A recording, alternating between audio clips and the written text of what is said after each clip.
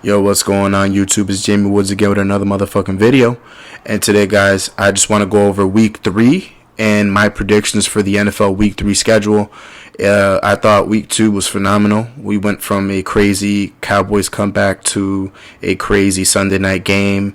Mahomes boy leading the Chiefs back from a couple touchdowns to win the game. It was a very, very entertaining week 2, and I hope week 3 can be just as entertaining or maybe even more entertaining. The sky's the limit so far. I'm enjoying the season.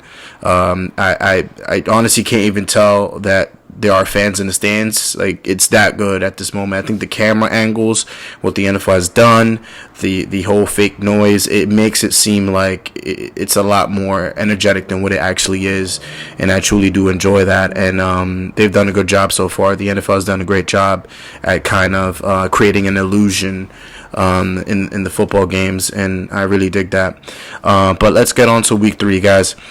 So week 3, let's start off with the Thursday night game. And of course, I have my phone here. By the way, if you guys see me looking down, I'm looking at my phone because I'm trying to see the games. I don't remember them off the top of my head, guys. I'm not a magician. All right, so guys, the first game is Dolphins and Jaguars. Dolphins are 0-2, and the Jaguars are 1-1. Guys, for this game, I gotta go with the Jaguars. I think Minshew and what's going on in the Jaguars right now is very surprising. I honestly did not predict that the Jaguars would be any good at all, but their offense has been pretty decent so far. Going into week 3. And Greg Minshew has really surprised people out there in Jacksonville, especially after the fact that Fournette and the majority of the people that were in Jacksonville in the last year or two have left the team. So, I'm going with the Jaguars. The Dolphins, they have talent, but I don't know, guys. Fitzmagic, I think the magic is run out in Miami. All right, so Jaguars. You got the Niners and the Giants. And even though the Niners have a ton of injuries because they suffered a lot of injuries in week 2, a bunch of people got injured. The Giants are just so bad right now that honestly, the Niners are going to take this, guys. I feel bad for Giants fans, honestly, because they went through the same shit for the last couple of years, especially last year. They were 0-6. I don't even know what the fuck they were last year. It took them almost mid-season just to get one win last season, guys, or whatever the fuck it was. But the Giants are just a terribly ran organization. I'm sorry, the quarterback just isn't it. Saquon Barkley is injured. I just don't see the Giants winning. I see the Niners, even with all those injuries, I still see the Niners winning. All right, so Niners it is for me. Next game is Texans and Steelers. The Steelers are surprisingly 2-0, and the Texans are 0-2. I'm actually surprised about that because I'm like, are you kidding me? How are the Steelers 2-0? They're kind of that dark horse, I guess. But honestly, guys, I see the Texans bouncing back. I see the Texans winning against the Steelers. I don't think the Texans are going to lose another one. Deshaun Watson's way too talented of a quarterback. I know Ben has been playing pretty good, but I'm going with Deshaun Watson for the Texans. I think they're gonna get their first win against the Steelers. I just have a gut feeling that the Texans are gonna take this, guys. The next game we got is Bengals and Eagles. Now, I will say that Joe Burrow is gonna be one of the rookies of the year. This guy, I saw his game against Cleveland last week. I'm impressed. I didn't know that his style of play, that his talent was gonna convert on over to the NFL, but he's proved me wrong. He had a bunch of crazy passes, a crazy drive after crazy drive after crazy drive, clutch drive after clutch drive. The man just is clutch at what I've seen so far from him. He was converting first downs every time they got a fourth down, he would just convert that into a first down. And I thought that was very impressive how resilient he is, how even though his back is against the wall, he's going to try his hardest to get a first down and try to get touchdowns for the team. And they nearly almost came with the victory last week. The Eagles on the flip side are 0-2 at the moment. The Eagles are just all over the place. Carson Wentz, like I've said, guys, this might be a controversial take, guys, but if I was the Eagles, man, I would get rid of Carson Wentz. I would trade him while he still has value. The man is injury prone as fuck. He did not win the Eagles a Super Bowl. That was Nick Foles. This is not me hating on the guy. Carson Wentz is extremely talented. I know that. I've seen it. However, he just cannot stay healthy, and I don't know if the offensive line is going to be able to keep this guy healthy. That's the issue. And I think they're better off running with Jalen Hurts. They're better off, or even then, maybe picking up another quarterback from somewhere else, maybe next season or whatever it is, or in the draft. But I would trade Carson Wentz for some picks or something and try to rebuild from there, because Carson Wentz just isn't that guy. He's not going to do it, guys. For this game, guys, I think the Eagles are going to pull through, though. That being said, I think the Eagles will pull through. I don't think they're going to go on 3, but I would not be surprised if Joe Burrow led the Bengals to a win. I would not be surprised, but I'm going with the Eagles. Titans and Vikings. It's interesting how the Vikings are 0-2, especially with the talented team that they have. I understand they're without Diggs. However, they got Thielen, they got Rudolph, they got Dalvin Cook. I think in a solid defense. I think what it comes down to is Kirk Cousins is trash, and I've said this over and over and over and over in my videos, guys. Kirk Cousins is trash. He's not the quarterback from Minnesota. I see here he's had 7 interceptions in the last 6 games dating back to 2019. Are you fucking kidding me? No, I would get rid of that motherfucker. Fuck that guy. That guy, he's trash. I've said this over and over. You need a quarterback. You need a solid quarterback to win in this league. There's no way in hell you're going to be winning Super Bowls with a trash quarterback like Kirk Cousins. And this is why the Titans will win. The Titans, on the other hand, are very consistent. Derrick Henry is unstoppable. The team just, it seems different in Tennessee right now. I think what my boy Vrabel has done in Tennessee is incredible. Ryan Tannehill looks like a whole different quarterback, which is basically telling me that Miami was basically the issue. They just didn't know what to do with him. It just wasn't the system. But Ryan Tannehill looks like a whole different quarterback in Tennessee, and it's exciting to see. And I got Tennessee. I'm not even gonna break a sweat over this one. Now the next one is the Washington football team versus the Cleveland Browns. Now, guys, it says here Washington has allowed 30 plus points in the 4 of the last 5 regular season games. That is atrocious.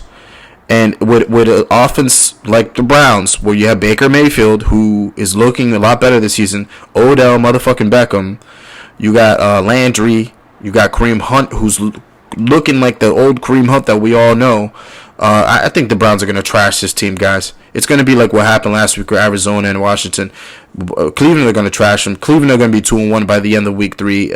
This one I'm pretty sure of, honestly, guys. I thought Washington was onto something special, especially after that comeback in week 1, but it's short-lived, guys. I'm going with the Browns. Browns all day for this one. All right. The next game, we got the Rams and the Bills. Both teams are 2-0. This is going to be probably one of the games of the week over here, especially in the early window. It says here the LA Rams are 3-13 versus AFC East teams since 2002, the worst versus any division. That is wild. I don't know who comes up with these stats. That is wild. But guys, oh man, this is a tough one because the Rams are looking nice. The Bills are looking nice. Bills I'm assuming are home. I think. Honestly, guys, I don't even know. Both of these defenses are legit. I think Goff has been playing pretty well. I think Jared Allen and the Bills has been playing well, especially with Stephon Diggs there. Guys, I don't know. I have a feeling that the Rams are going to pull. I mean, the Rams. I have a feeling the Bills are going to pull through, guys. I think the Bills are going to pull through. They are going to win this game, guys. As much as I hate to say that, I just have a feeling. You know that gut feeling that you have. You just can't describe it. It's I got the Bills. I got the Bills going, winning this game. All right.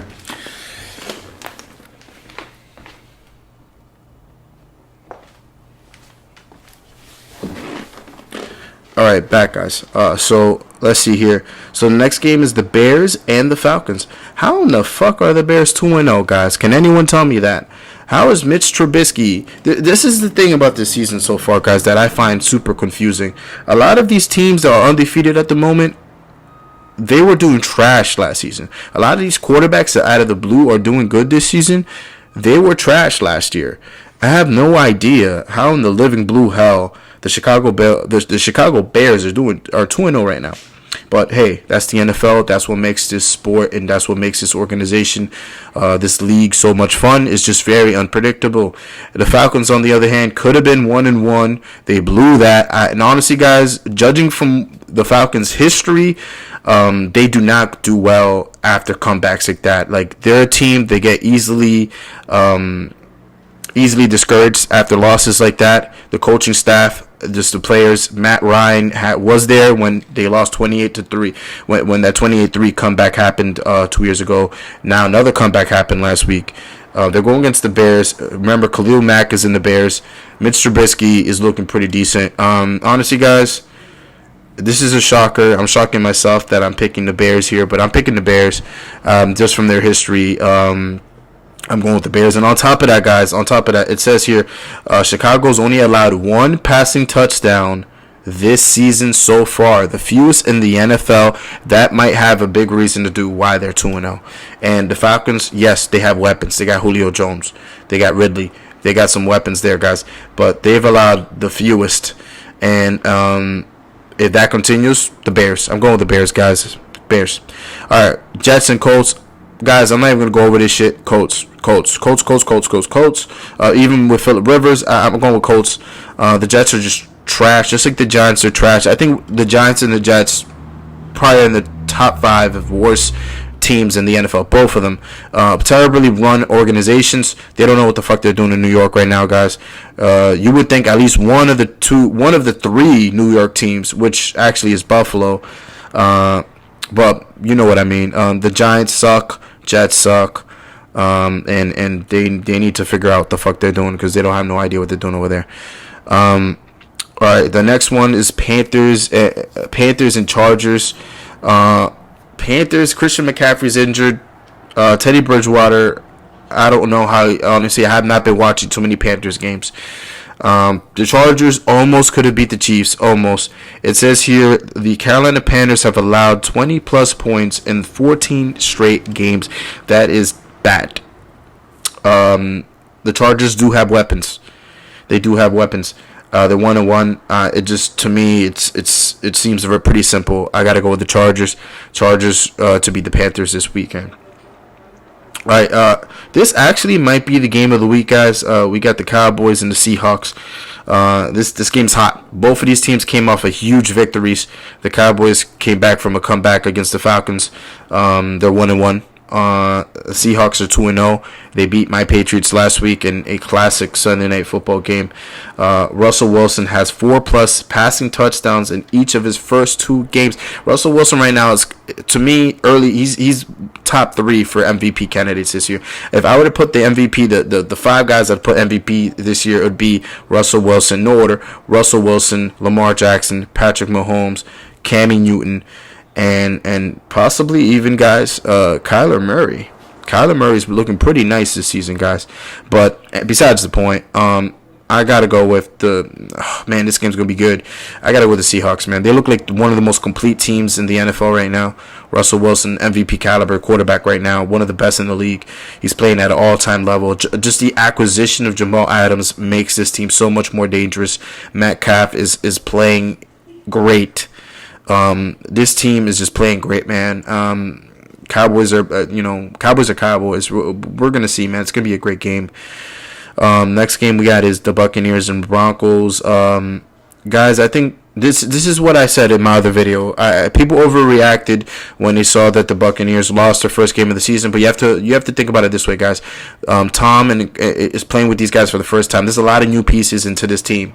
You cannot judge a team based off of the week 1 loss or a victory. You just don't know. Week 1, you just can't do that. However, what I can tell you is I think the Buccaneers are going to beat the Broncos. It does say here one thing that's working against the Tom Brady and the Buccaneers is it says here Tom Brady is 4-7 on the road versus Denver. I don't think that's going to apply, guys. He has weapons: Mike Evans, Goodwin, Gronkowski, Brait, Howard. I don't think he could let that down. I don't think he can fuck that up, guys. I think the Buccaneers are going to win this game. They're going to be 2-1 by the end of week 3. All right, Lions and Cardinals. Cardinals. Cardinals. I think Kyler Murray is playing really well. It says here the man has 79 rush yards per game this season, most among quarterbacks. I think Cardinals are going to be 3-0 by the end of the season. I said this before. I'll say it again, guys. I've said this before, and I'll say it again, guys. Arizona are the sleeper team of the season, and I've said this before the season started. You can look back at it in one of my old NFL videos. I said Arizona and Kyler Murray were going to be the sleeper team of the season. As soon as I saw Hopkins come in, as soon as I saw what this kid was capable of last season, I said it. This kid's going to be the sleeper of the year.